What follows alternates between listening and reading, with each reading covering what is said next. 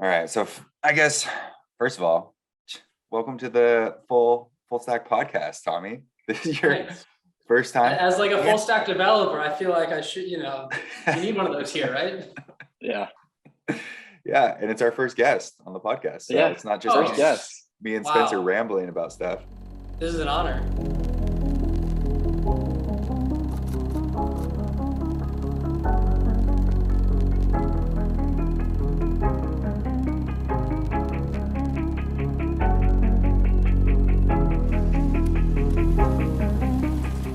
Pull out the Bluetooth headset too. You gotta show Tom the new Bluetooth headset. Okay. I mean, Have you you got seen some of this those stuff? old fashioned, Oh, you bet I did. You bet I did. Yeah.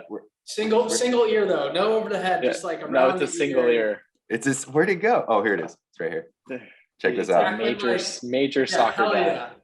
Dude. That like, I feel like when we were kids and cell Look at that. phones were like first like banned, like driving and whatnot, hands-free driving, that was a whole campaign and whatnot. Everyone was rocking those. Oh yeah. Yeah. So what inspired me was I posted that meme of like those uncles at the wedding doing that dance, Yeah. just so smooth. And one of the guys, Spencer, pointed out that one of the guys had one of those Bluetooths in. And I was like, I have to get one of these right now. So I got on Amazon immediately, bought it, $17.95, and rocked it for Father's Day. I didn't think he was gonna get it. Yeah, I thought he was like making jokes, and then like No. when he like sent me the picture, I was like, "What's wrong with this guy?" Dead serious. The other thing I'm gonna get pretty soon, which I haven't bought yet, is a holster for my cell phone. Yeah. Oh, I thought you were gonna say for your gun. I was The belt holster. The belt holster for the phone. Yeah, I want like a leather Nice. one. Yeah, I think. Well, then you need a flip phone. Then you need a flip phone too. So you're like grabbing, flipping, and you're like, Yeah, good to flip go. it out. dude, damn. I wish I had a pager and it was like Bitcoin's, sub 20K. And I was like, That I would gotta be- go. Like, I gotta take this. It's like Bitcoin's calling. You know I what can would be build that for cool you. if you got a Yeah, that'd be pager. sick. If you had a pager that gave you updates on Bitcoin's price, that would actually be kind of cool. You could sell that. You know what? We could. I could reach out to the FTX people, and just have their like notification, like price alerts. So you just set your notification on the FTX mobile app, and it will then get sent to your pager. I know some people That'd who be can do sick. that. Be This sick. is a great business idea. We should stop talking about it so someone doesn't rip me off. Yeah, this- you're right. Cut the podcast. Cut it. We have stuff to do. We have to go. You gotta build. It's a bear market. Yeah. I told you guys I signed up for that service. I signed up for a service that will alert me when the price of Bitcoin. It would give me a phone call because I was worried I was going to sleep through it. And now I get like 30 to 40 spam texts a day. So they just immediately sold my stole your information. And I sent them an angry email. I like got on there and I was like, did you guys sell my information? Like I signed up yesterday. I've gotten 20 emails. Sorry, text Oh, messages. Yeah. Yeah, that's Anyway. brutal. So anyway, let's get to the point at hand, subject matter at hand here, which is something that happened over the weekend, which I think that we should get. I mean, Tommy, you've been probably one of the most vocal people on Twitter about it that I've seen so far. You even held the spaces, which I joined for like 5 seconds until my waffles got here, and then I had You to and go. like 4 other people. Damn, I missed it. I had FOMO. Yeah, you With missed the it. recap. And I was only there for the beginning, and like I said, my waffles got here, and these waffles are amazing, and I get them on what was that, Saturday or Sundays? Dude, who So- delivers waffles? No, my wife went down to the food carts, and picked it up, brought it back. All right. Yes, and they're Yeah, I need one of these. when I you don't have guys come someone who here, goes and picks up food. when you guys come up to Portland, we'll get some waffles. It'll be amazing. right. But Hell yeah. but yeah, let's talk about this whole Solend thing. So just give everyone like a brief recap. There was this whale, and Tommy, you can dive into this a little deeper, but basically the TLDR is there was this whale, had about 100 million on Solend, wasn't doing anything with it, was at like 88%, right? LTV or something like that. Was it around there? Is lower. I think there's like lower thresholds. Like, cause I think the max, I think there's like a 80, I don't know. I have to look it up. 75. Pretty sure 75 LTV is max. Okay. Yeah. Sorry. So either way, it was high. It was about to get liquidated, and the Solend team put out a proposal to basically take over this wallet and manage it. and it passed. And there was, I mean, correct me if I'm wrong, but there was basically one huge wallet that did most of the voting, right? And yeah, 1 million tokens, they're trading at like 60 something cents right now, so 600K, right? Worth. Okay, so let's talk about that then, Tommy. Like, what are your thoughts around this whole thing? Well, first, let me give you my like outsider perspective from like not a smart contract developer, more of like a finance perspective and someone who's been in the DeFi space for a long time. Maybe Spencer, you can chime in on this as well. But for me, being in this space and kind of having this like this view of this ideology that we all kind of subscribe to, like decentralized finance, and you know, it should be our tokens, and we're all in this space because we're fighting big banks, and we're not. You know, at the beginning, it was like everyone had this fear of like a bank run happening and banks freezing your accounts and controlling your money and blah, blah, blah. It was this whole like kind of libertarian ideology at the beginning. And now we're in the DeFi space that kind of like played off and built on top of that libertarian ideology. But like, and I told you this on the weekend, I didn't even know this was possible. It is possible for them to just freeze your funds, or it is possible for them to take over your account and manage your money for you in this case. So like, to me, it's kind of like the death of DeFi. Like DeFi seems like it's been this facade, you know, for a long time. And I don't know, it felt like, well, it felt like I've been lied to this whole time from someone like from on the outside looking in. And I talk with a lot of other, you know, kind of normie friends about this, and they kind of had the same feeling. It's like, oh, well, this is no different than a bank. So like, what are your thoughts around this whole thing? Spencer, you want to comment before I dive into like the technicals? I don't know if you have like thoughts. No, on I your think I think I agree, right? I think Tom will provide like insight as to like what's actually going on. But to me, like I just look at it as from a user's perspective, right? Someone who's like used decentralized applications or DeFi. And I think a lot of people lost trust, right? And I think that people throw the word, you know, decentralization on a product, and you trust that it's not going to change underneath you. And I've never seen, you know, an account taken over. That to me was the biggest point of trust that seems to be compromised. And yeah, that's kind of like my quick 2 cents. I have other thoughts, but I'll let you kind of take it apart. Let me just interject something else. Like, I think that decentralization is kind of a spectrum as well, right? Like you have Bitcoin on one end, you have, you know, everything else. It's just this huge spectrum. For sure. And in my mind, I've always compartmentalized things like that. So it's like, okay, I have Bitcoin for a certain reason. I use DeFi for a certain reason, right? And I was okay with DeFi not being completely decentralized. I was okay with some layer ones not being completely decentralized because I did look at them more like a bank. But there was still like this level that I didn't think, or this threshold that I didn't think DeFi would cross. And I think it definitely crossed that threshold when they freeze or take over a user's account and say, now, you know, we control these funds. And like, I don't know, to me, it was just like this breach of, like Spencer said, trust. So that's the last thing I want to add. Yeah, so I'll keep it focused on like the DAO proposal and whatnot, and what they did, and keep it away from like the systematic risk and of the borrow lending protocol and the whale for now. We can dive into that later if you guys want. But yeah, I mean, I think it's interesting now. There's like so many eyeballs on like DAOs and governance, and I've been doing a ton of research over the last like 3-4 months for like Psyoptions. I've been thinking about this as a long term of like, how do you get to decentralization? And like you said, like it's a spectrum. Like you have to start from like someone having an idea, maybe they raise private funds, maybe they don't, you know, and then like how do you launch a token? How do you do it responsibly within like, you know, the confines of your own domicile's regulatory framework or lack of regulatory framework, and you know, and how do you do that in such a way with the goal of getting to full decentralization where no single person that you know of can actually like, you know, vote on things, pass things through, or like affect the entire organization, right? You get your token and voting power in the hands of many people. So it's definitely a spectrum, and it's like not like you can achieve that like immediately when you're doing it thoughtfully from a regulatory perspective. Like, I don't like from a US person standpoint, like I'm not comfortable like executing airdrops or anything like that and giving out like tokens to anyone, a token that has value, because it can open up risks. So, all right, diving back into like the issue here of, you know, code is law, I think is like the big thing. And it's like, this just kind of highlight, well, this just says that like the code can change, right? People talk about like contract risks and security, and they're really just thinking about like, was the code audited? But there's a whole nother level to it when you have to like analyze, you know, is this contract mutable or immutable? If it's immutable, great. The code is law, nothing can change it whatsoever.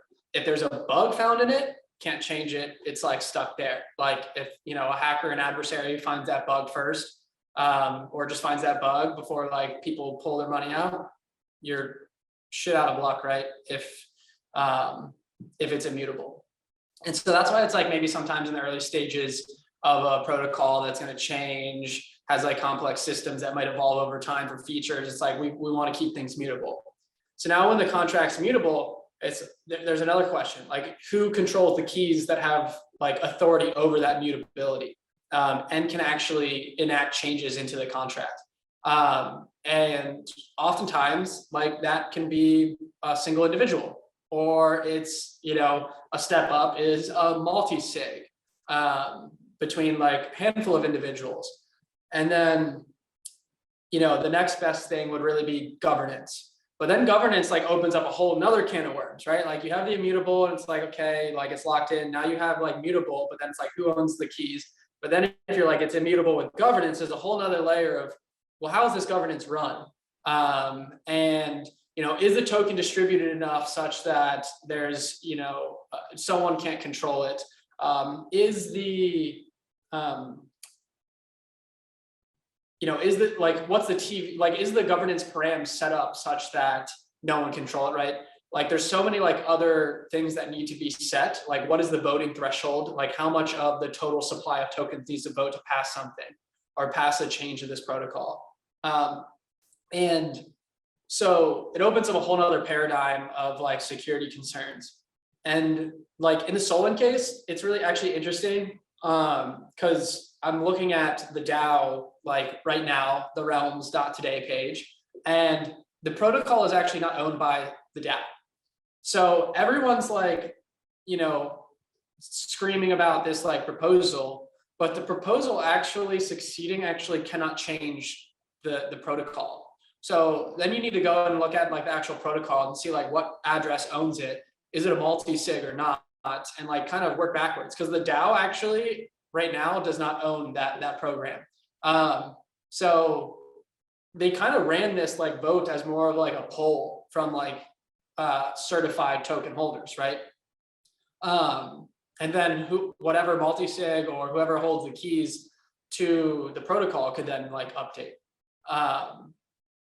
So it's just like really an interesting perspective. I don't know, like maybe I'll kind of stop there if you guys like have questions. I want to dive into deeper than, you know, from my monologue, but I think there's just like this whole other level of like security that people haven't been paying attention to in the bull market, but now that like there's a bear market and, you know, there's systematic risk, like then it's like, okay, here's this paradigm that like we haven't really thought of, or we haven't been paying attention to because everyone was like happy and things were great. Yeah. So what's super helpful. I mean, I think what's tricky is like for people understanding the complexity and the complexities that exist with each individual product. Like, I think there's a couple companies that are working on this that are like aggregating together proposals and like helping you stay on track of like, you know, projects that you participate in or like tokens you hold that are responsible for governance, right? And like putting that into your wallet, because it just feels like too much to track. I'm curious. So is it true that the DAO was actually spun up then, like in the last 24 hours? Because it sounds like even though the DAO pushed through some sort of proposal, you know, it's not going to make the actual changes necessary to take over the account. Yeah, so I haven't done, like I haven't looked at the actual transaction history to tell you exactly when the DAO was spun up. But if you look at the actual the DAO, the two proposals are just Solend 1 and Solend 2. So those two proposals from a day ago and 11 hours ago. So, you know, it's very clear. There's no treasury. There's no programs owned by it. There's no NFTs owned by it. So actually passing, you know, that vote cannot actually, you know, enact the changes of being able, you know, allowing Solend Labs or whatever to like overtake some whale account, right? So it was, it was just, like you said, it was just a poll to see, to basically get users' approval to go in and do it, but they could do it anyway. Correct. Like the way I see it, yeah, like it's because the vote didn't actually can't actually change the protocol itself, then it can't actually do anything. So it's really, the way I see it is literally just, you know, them saying to vote yes or vote no to kind of show their support.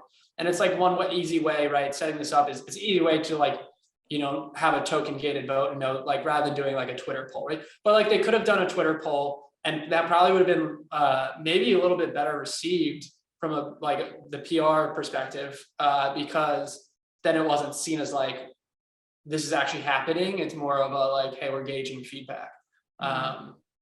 Maybe, I don't know, right? As long as it's worded right. I'm not a marketing and branding person, so I'd probably word it terribly.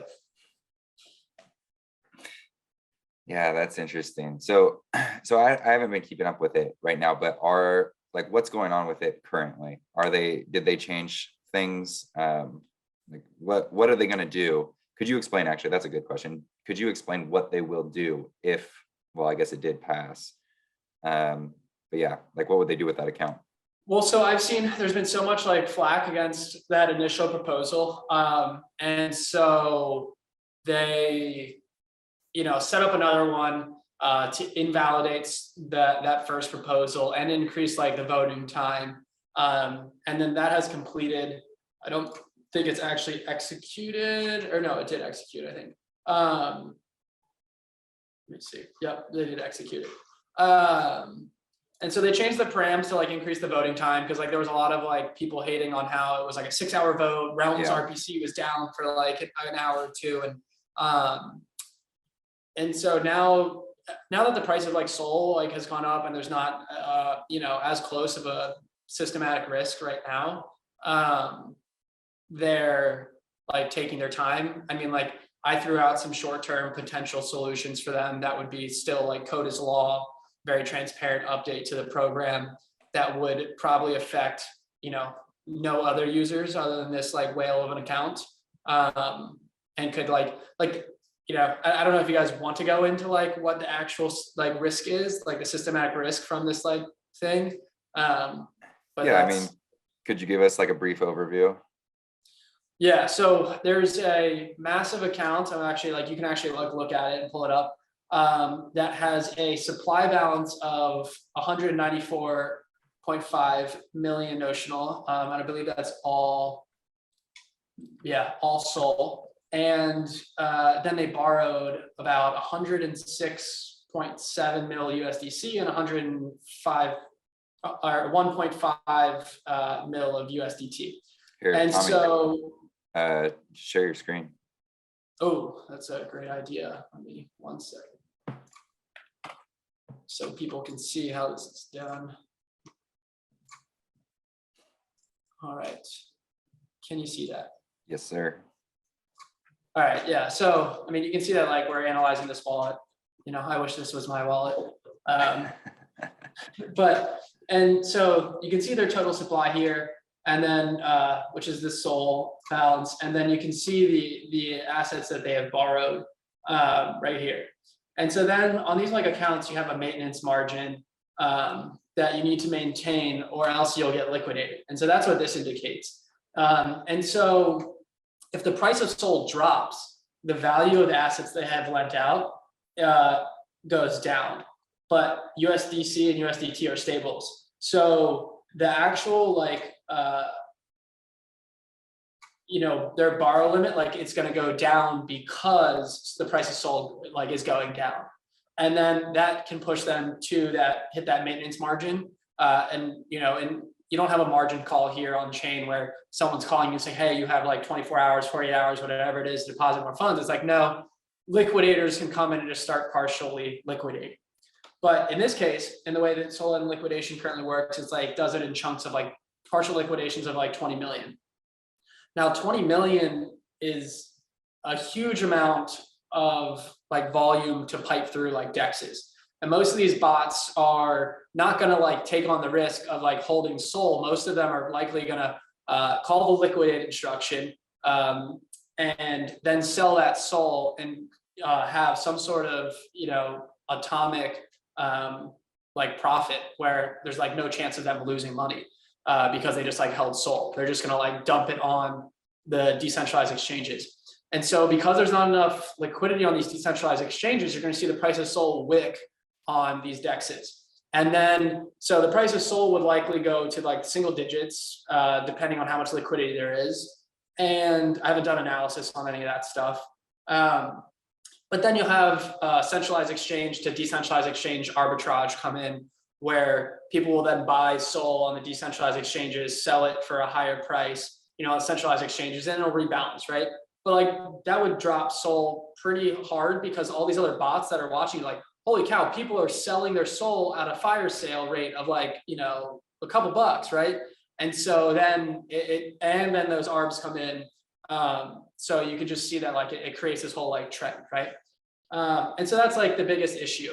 Like SOL does, I think, like billions, a couple bill a day in volume at least. So like this, like across the whole ecosystem would be fine. But the fact that it's like on these these decentralized exchanges where there's not as much liquidity is what like would cause this huge like wick in the price.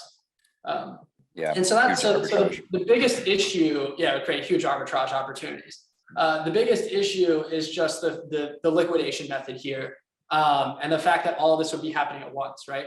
And so if you had something that was more gradual, the system could be let down like pretty easy. The other thing is like Solana like has come under a lot of network congestion, although like that's changing with the release of 1.10. And so hopefully soon they start getting the quick protocol going and validator switch over, and that might help. But like all this big juicy like arbitrage and liquidation activity would like probably flood the network. Like there'd be other like potential like execution risks that happen here. So it's really just about like chunking this up so that way it can get liquidated in much smaller chunks. And then, DEX liquidity will probably keep feeding in same thing, like from the SEX to DEX, like arbitrage bots and things like that. So that's kind of what they're trying to figure out and like figure out the best way going forward. Yeah, it sounds like so I mean, Solana going like potential network congestion, huge arbitrage opportunities that would cause that network congestion. And I think the liquidity piece is really interesting. And me being a conspiracy theorist brought up the idea that like this might actually be someone who wants to get liquidated, right? Because even if you were to sell this much Solana OTC, like I'm not really sure what that would be priced at right now, like what the discount would be in this market, right? Maybe it's like a 30-40% discount that you'd have to sell your Solana at. So something happened in 2018, which was, I think it was Ren Protocol, borrowed a bunch of stable coin against their asset, and it was more profitable for the liquidation to occur than for them to, try to top up or go actually, sell their asset because there was no liquidity. So if they started unloading that bag, it caused the price to crater. So it's pretty interesting and, trying to figure out so what's really at play here. If you were going to put your tinfoil hat on, who would you say it is? I have my ideas. Ken Griffin. It wasn't on Twitter that was saying we haven't reached the full bear market until everyone's blaming everything on Ken Griffin. Yeah, I mean, That's- look, yeah. I wonder when that Paradigm deal was announced, when Paradigm and Ken and Citadel did a deal, but that was probably close to market top. And I bet those guys came in and just hammered everything. So I'm gonna blame Ken. Oh, Yeah, man. that's an interesting take. I mean, I think it's, we've seen the whole three arrows, like capital stuff going around insolvency. Like it could very well be a big whale like that. That's just like got so much other stuff going on, and they're trying to figure out their own stuff that like this just is like, we're letting it rot, right? Like we can't even, they're not even, maybe not even paying attention, or maybe it's not worth, maybe they are short, I don't know, but like it's very possible that it's like a whale like that that's just trying to figure out, reorder their books, right? Satoshi Nakamoto, probably. or the full stack treasury. I'm not sure yet. It might be Justin's Yeah, plenty. we can. I can neither confirm nor deny. But yeah, we Never seen me and Satoshi in the same room. You haven't. That's true. That's true. I've been around for a while. You don't know. So where do you? Yeah, like what do you think this had? Like, sorry, let me reword this question. But what impact does this have on DAOs, or the way you call them, dues? What do you call it? Dues. Okay. Yeah, we're dues. We're doers. There's nothing autonomous. There's We're trying to make some people dough. doing things. I like it. You can go so many routes from a marketing perspective. You can go so many routes with do. Just do it. I think I think I'm working on a partnership with Mountain Dew, and we'll be, That would be awesome. Actually, I'm gonna ask you to help set that up. It's actually a crazy good idea. If Mountain Dew and crypto company or a Dew launched a partnership, they could There was bridge like a whole the Pepsi- gamer world. There was a whole Pepsi coin thing. Oh, wow. All right, Justin, let's get working on that. Yeah. yeah. I That's what I'm mean, saying. I could just see a lot of like degenerate products with a lot of leverage flying around if you had, people crack down on Mountain Dew trading at 2 a.m. That's definitely true. But yeah, I mean, so back to this question though, like what impact does this have on DAOs going forward? I mean, I think it's a short-term, like, pain point from like a press and branding perspective, but like these people who, I mean, you see all these crazy people, like crazy macroeconomics people, like ranting about like this is crazy, but like they clearly don't know the internals or did their research on this stuff. The protocol's not owned by the DAO, like, so like that proposal actually doesn't affect the protocol. Like seems like a poll, right? But I think it actually has like a net long-term benefit. It's like one of those things, like you find a bug or you find this like this edge case. And now you're like, all these engineers are like thinking about, well, all right, there's this edge case, it's highlighted. Now we need to write tests and improve the architecture to like solve this edge case. So I think like, from the bar lending perspective, we're going to see like a lot better liquidation systems come out soon. And from like the due perspective, we're going to see, and this is like, I'm praying that like more people like pay attention to like governance parameters and this other paradigm of like protocol security and like, where code is law, right? Well, code is law as long as it's immutable. So now people will be like maybe analyzing what key actually owns the mutability of this like contract, and is it in a DAO, and what are those DAO governance parameters around this protocol? So I'm like a huge proponent of like, I welcome this, like these eyeballs, because I think it's going to make DAOs a lot more stronger. It's something we've been like at Psyoptions have been like thinking about for a long time. And it's a long path to get to like full decentralization. And it helps having a lot of like minds, kind of discussing and thinking about these things. Yeah. So just talking about dues, I'm going to start using dues. It's hard for my brain to switch from like DAOs to dues. I know. I'll use it for you because we're friends. Good. So talking about dues in a more general sense, I think that I am somewhat of a certified cynic, maybe a little bit pessimistic. I think that it's going to be really hard to incentivize people. And I've seen this, like just even running small companies. I've built and sold a few small businesses. Getting people incentivized to actually work and do something that's not their own is really, really hard. So how do you see this going forward with dues? How are you going to incentivize people to actually like build, be part of, contribute to these things? I think that, like I said, it is a very hard task to get someone to do that. So like, yeah, what are your thoughts around that? Yeah, I mean, so initially I thought like decentralization meant like a lot of individuals like contributing, right? Like all over the world, you know, part-time, full-time, whatever. But through trial and error, it's like, okay, that is really hard. Like there's a lot of people, especially in a bull market, that are coming there and they're like, all right, give me tokens or give me cash, pay me. And there's a learning curve, especially for the engineers, there's like a learning curve. And they're there to like take on a task, get some tokens, get some allocation, and like run. And it's like, well, you know, no business can survive with like employee churn like that, right? You need people who are going to come in, stay long term, and like actually own pieces of the puzzle. So then fast forward to like January, you know, I'm going to ignore like some stuff that happened that led to this, but like there was a hackathon and we ended up, there was like a team that was building on top of us during like this October hackathon. In January, we made a decision like, hey, why don't we just like work together? Like, don't launch your own token, we can like provide, like the DAO will provide funding, or the duo provide funding and tokens. And, you know, you guys just like, you keep running with what you're building and running it and owning this vertical. And we're just all going to contribute to the same organization. And so I think like the way like decentralized organizations can actually be effective, like traditional, like centralized organizations is if you have that kind of structure, where it's more focused on entities in different domiciles, owning specific verticals. And, you know, they hire their own employees, their own people. There's no like contractual bridge or like ownership. It's more of just incentivizing after you've built some trust and they've been contributing and running with it. And so that's been working out really well so far.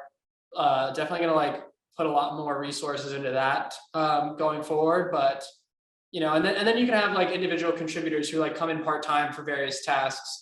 I think engineering is a little bit harder unless they're like, hey, I really want to get involved here, and they're like a self-starter. But that's kind of how things are shaping up for us.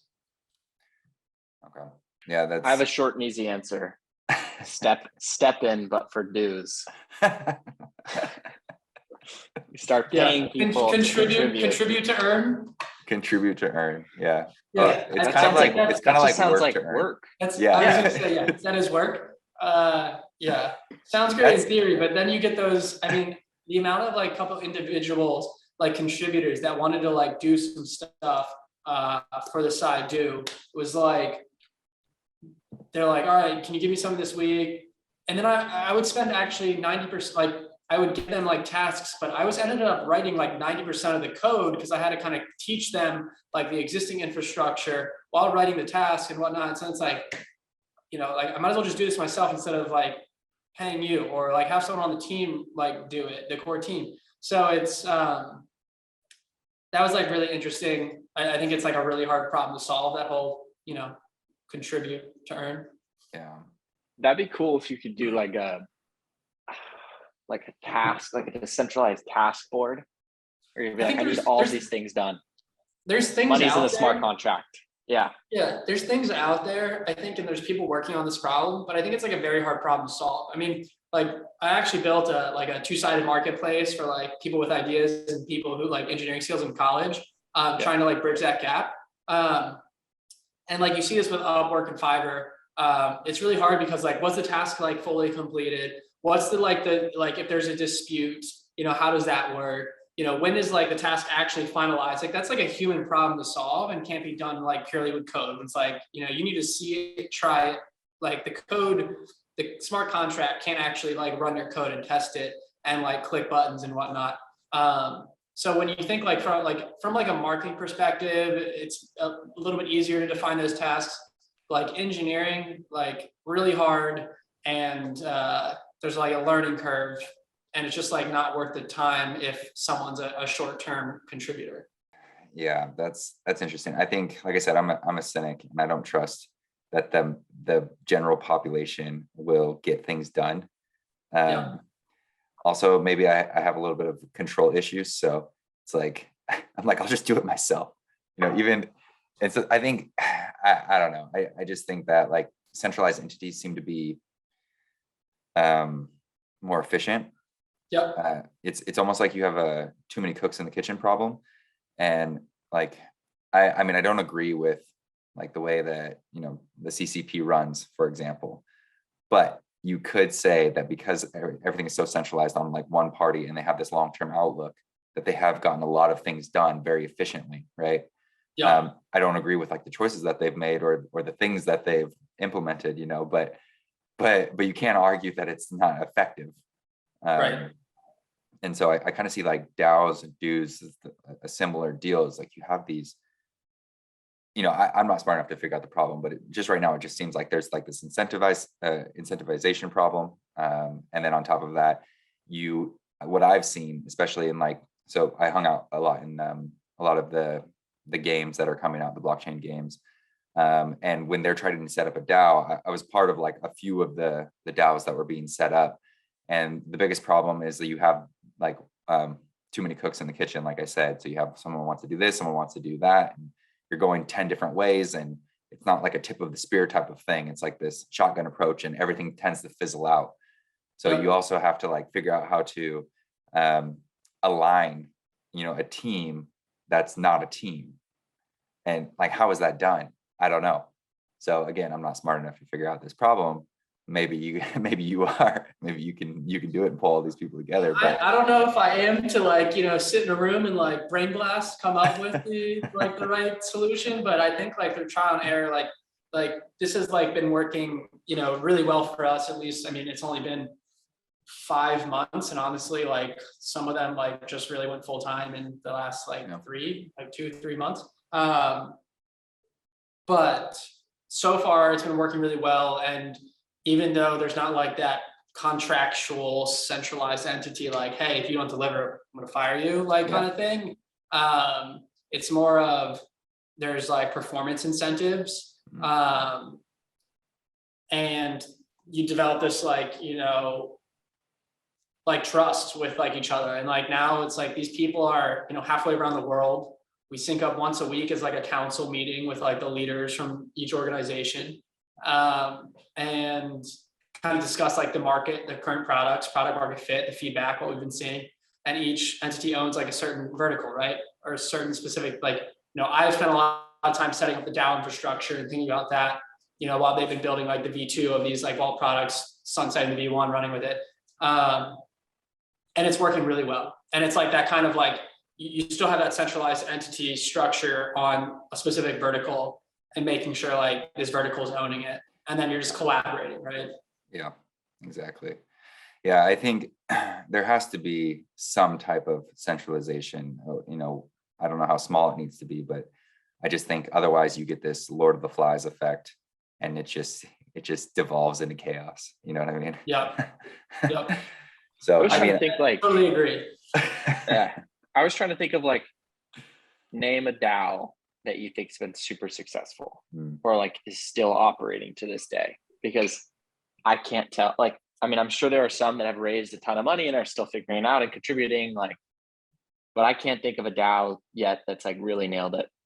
Can you tell me a DAO that has actually like put the fees to the DAO and actually given their governance token like real control over any say in the organization?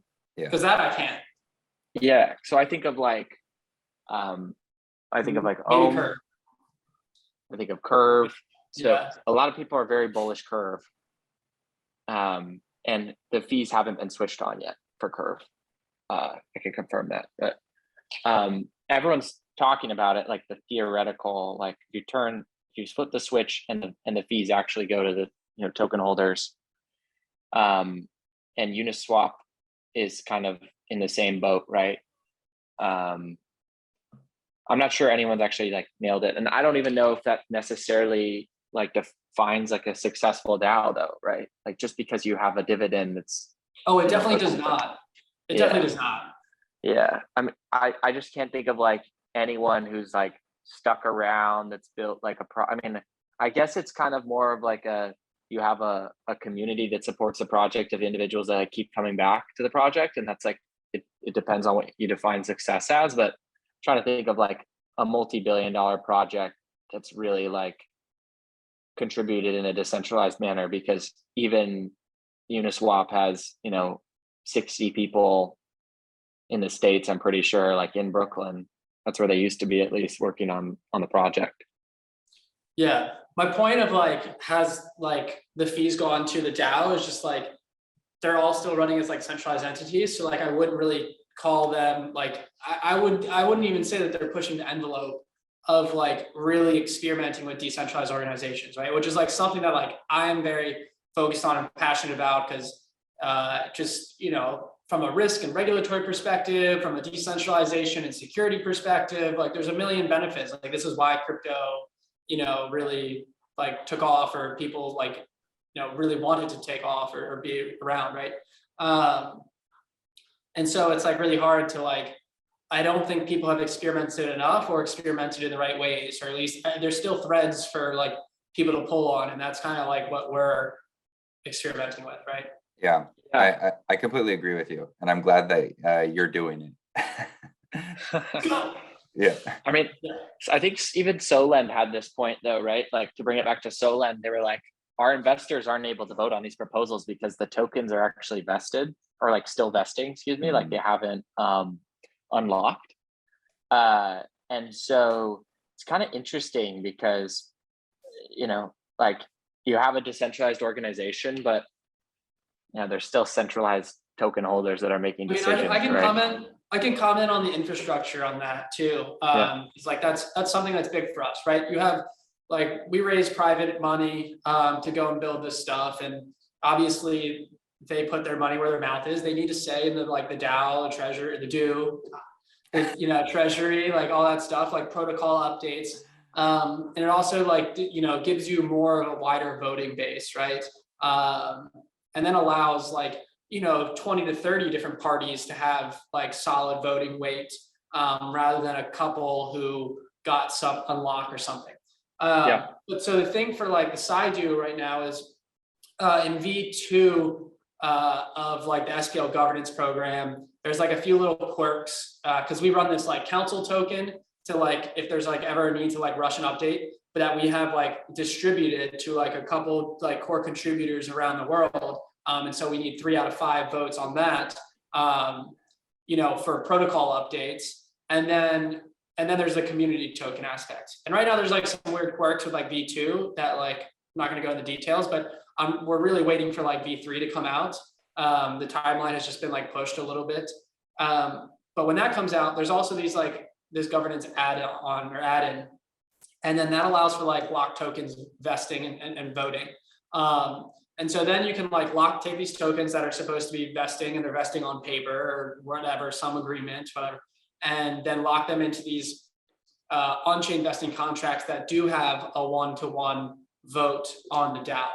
And so like with the Solend stuff, it's like, okay, they clearly just set up this DAO and threw things together, but like the vesting add-on like takes some time to think through, to set up. It's relatively new, so there's like security like audits and things like that. So that's really what like we've been waiting for.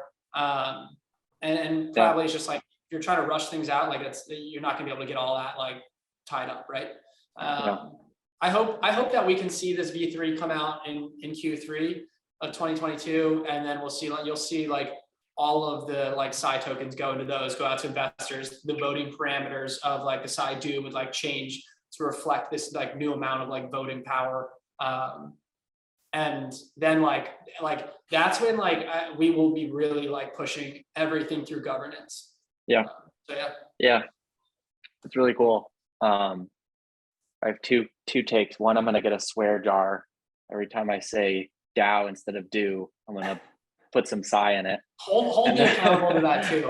We should honestly like start doing that, where we just like put Psy back into the do treasury every time we say the wrong term. Yeah, no more saying DAO. And the second thing is I'm glad we have gigabrains like Tom over here figuring this out, because I mean, I don't know that anyone's really publicly discussing these issues and digging into them. So we're pumped to have Tommy obviously on the podcast. I mean, I think this stuff is fascinating, right? Like all the questions are like, can it compete with it? Can a decentralized organization compete with a centralized organization? Like what works, what doesn't work? Like who's really like giving it a serious effort? Yeah, I mean, I partially worry. The last thing I think is like, I wrote a piece on this, but on the website, but What website? basically on the FULLSTACK website that's not live yet. Basically, you have like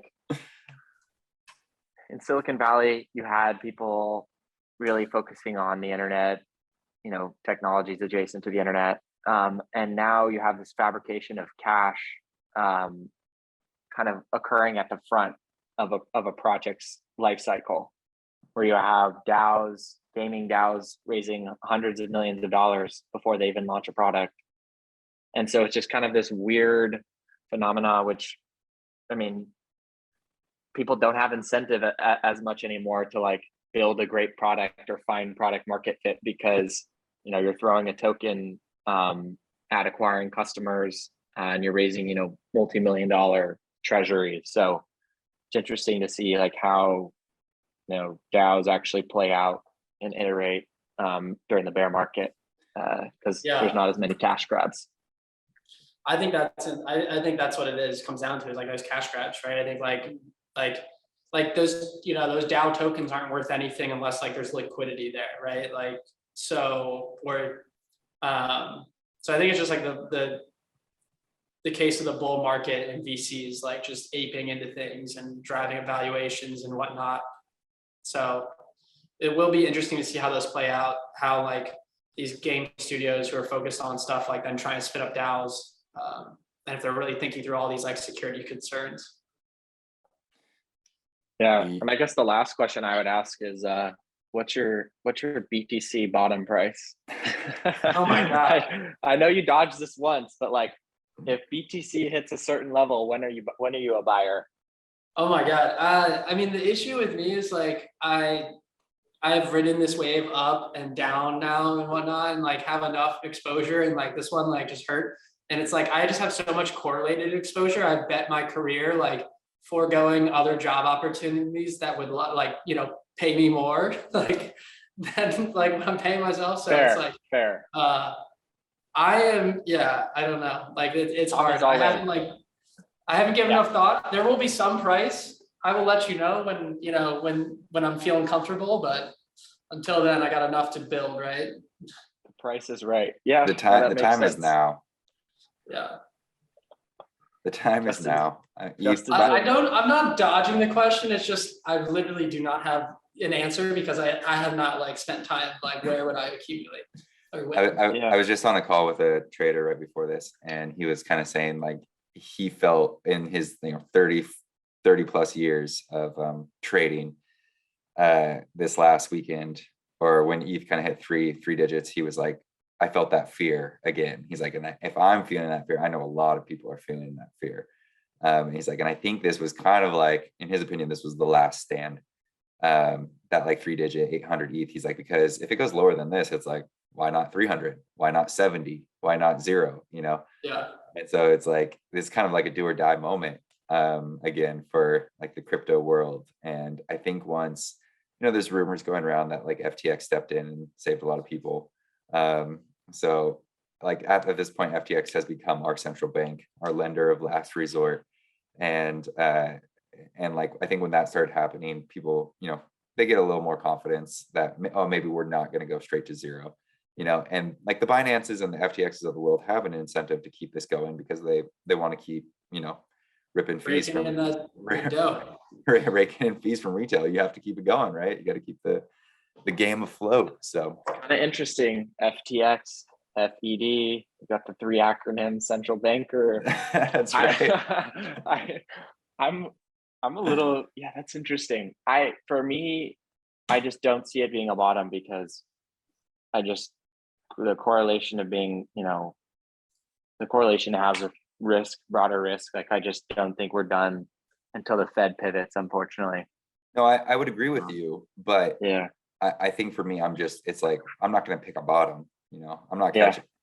There's no way I'm going to be able to pick a bottom. So why not just like kind of DCA down here. Yeah.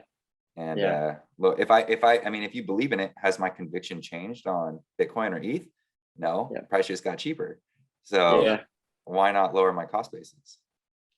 My little sister has diamond hands. She was like way better diamond hands than I do. She'll text me and she'll be like, now I'm gonna start buying here. And she's like, hasn't sold one ETH ever. She's like early day ETH buyer, like sub 100, like just a baller. Your sister. Good for her. Yeah, seriously. She's on the podcast next. Yeah. So I think, that was pretty good. I think we'll wrap this one up here and continue next week. Sweet. Thanks for having me.